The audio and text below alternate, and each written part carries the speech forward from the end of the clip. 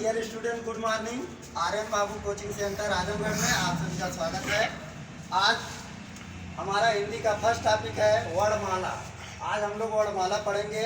तो हिंदी में वर्णों के समूह को वर्णमाला कहते हैं, यानी वर्णों को व्यवस्थित क्रम में रखना ही जो उनका समूह है उसी को वर्णमाला कहते हैं। वर्णमाला मुख्यतः दो प्रकार का होता है। कितने प्रकार का? दो। स्वर और व्यंजन। स्वर और व्यंजन, जिसमें आपके हिंदी वर्णमाला में टोटल वर्णों की संख्या 52 है। टोटल वर्णों की संख्या 52 है, जिसमें से स्वर कितने हैं? 11। व्यंजन कितने हैं? 33। अगर आपसे हिंदी में पूछा जाए कि स्वर की संख्या कितना है? 11। व्यंजन की संख्या कितना है? 33। बाकी 33 और 11 कितने हुए? 44। 52 में से 44 घटाएंगे तो शेष आपका कितना बचेगा? 8। ये 8 व्यंजन कौन कौन से हैं? तो वर्ण से जो आपका स्वर है अंक हो रहा है, और व्यंजन से छ, त्र, ज्ञ, स्र, और 2 व्यंजन है विलुर व्यंजन। ये जो आपके वर्ण दिखाई दे रहे हैं, ये स्वर में जब स्वर की संख्या पूछा जाएगा तो इसमें अंक और काउंटिंग नहीं होती है, केवल 11 स्वर।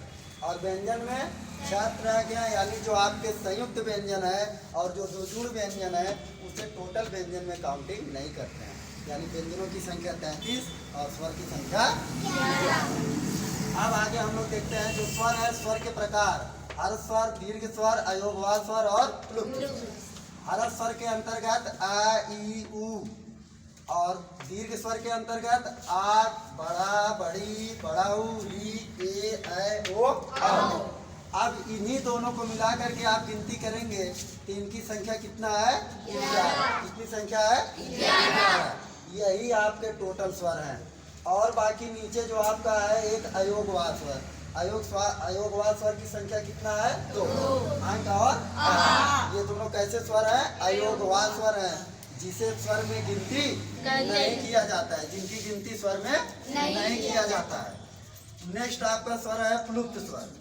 प्लुप्त स्वर जो आपको अधिकतर संस्कृत भाषा में लिखा हुआ मिलता है, जैसे राम लिखना है तो ऐसे न लिख करके किस तरह लिख देते हैं?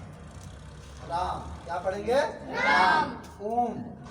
ओम में ऐसे लिखा होता है ना, तो इसका उच्चारण क्या पढ़ा जाता है? आ। इसे कौन सा स्वर बोलते हैं? कौन सा स्वर है ये?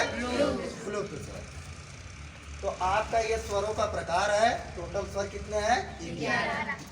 और स्वर का प्रकार ह्रस्व स्वर, दीर्घ स्वर, अयोगवाद स्वर और प्लुप्त स्वर। ह्रस्व स्वर कौन है? छोटा, छोटी, छोटा। दीर्घ स्वर कौन है? बड़ा, बड़ी, बड़ाऊ, री, ए, ऐ, ओ, औ। अयोगवाद स्वर कौन है? अंक और आ। प्लुप्त स्वर कौन है? आ। यानी जो प्लुप्त माने छिपा हुआ, दिखाई न देने का मतलब है कि विलुप्त स्वर। दिखाई न देने का मतलब क्या होता है? विलुप्त स्वर। वो चीज हमें दिखाई नहीं देती है जो विलुप्त हो जाती है। और प्लुप्त का मतलब क्या होता है? दिखाई देता है, लेकिन कौन सा स्वर है उसका उच्चारण क्या है ये स्पष्ट नहीं होता। ठीक है, तो ये आपका प्लुप्त स्वर है। अब हम लोग चलते हैं व्यंजन पर। स्वर की कहानी यहीं पे समाप्त। व्यंजन। अब व्यंजन की संख्या कितनी है? तो हिंदी में व्यंजन की संख्या कितनी है? 33। कुछ लोग तो पूछो तो अधिकतर सब लोग बता देते हैं कितनी है? 36। क्यों? क्योंकि क से लेकर के ज्ञ तक सभी लोग शुरू से पढ़ते आते हैं। अकाउंटिंग करिए, क से क्या आता है? 5, 5, 25, 25, 4, 29, 4, 33, 30, 36। काउंटिंग बता रही है कितने व्यंजन है? 36।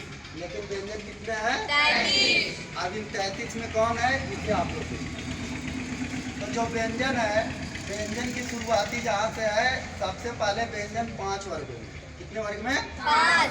तो व्यंजन में अगर आपसे पूछा जाए कि व्यंजन में कितने वर्ग हैं? तो 5 वर्ग हैं। और प्रत्येक वर्ग में 5 वर्ण होते हैं। प्रत्येक वर्ग में कितने वर्ण होते हैं? 5 वर्ण।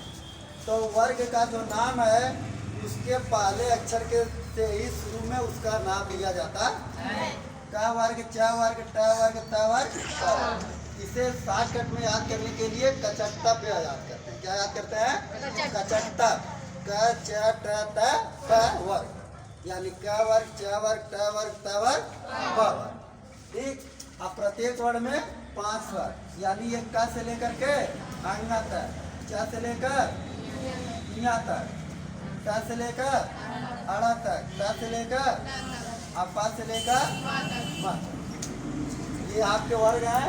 उसके बाद नंबर है अंतस्थ व्यंजन। अंतस्थ व्यंजन में कितने वर्ड हैं? य, र, ल, व। उसके बाद आपका बड़ा सा, मूर्धन्य सा, छोटा सा है, जिसे बोलते हैं पुष्प व्यंजन। तो आपके व्यंजन की संख्या यहाँ से लेकर के उस व्यंजन तक, यानी क वर्ग से लेकर के उस व्यंजन तक, यही आपके टोटल व्यंजन है। टोटल व्यंजनों की संख्या कितनी है? 33। कितने व्यंजन है? 33। अब इसके नीचे आपका जो है छ, त्र, ज्ञ, स्र, ये कैसे व्यंजन है? संयुक्त व्यंजन है। संयुक्त व्यंजन किसे कहते हैं? जो दो व्यंजनों की सहायता से मिलकर बनता है, उसे क्या बोलते हैं? संयुक्त व्यंजन। और व्यंजन किसे कहते हैं?